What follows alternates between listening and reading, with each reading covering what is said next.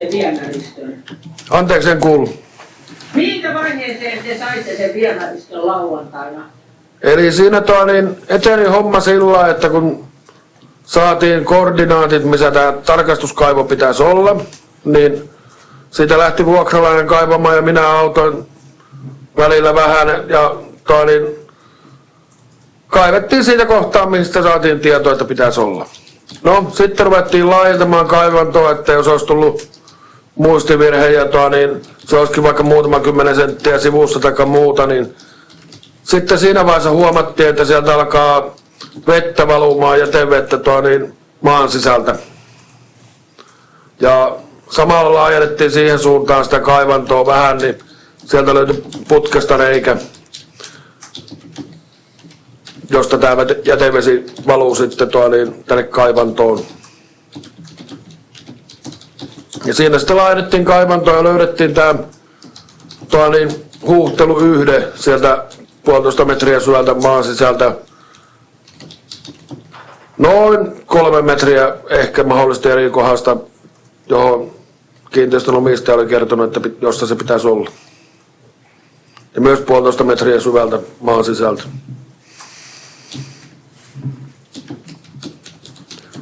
Niin siitä kautta se sitten kun löydettiin tämä kierrekorkealla tulpat T-haara, niin siitä kautta sitten saatiin huudattua tätä tukosta auki. Ja sitten Hyrynkangas olikin jo sitten paikalla ja ruvettiin neuvottelemaan tästä viemäriverkosta. Anteeksi. Saanko ihan keskeyttää nyt, että siellä oli putki rikki ja te huutelitte sen yhteen kautta vai? Joo, se lopulta löytyi se huuhtelu yhdessä sieltä sitten. Joo.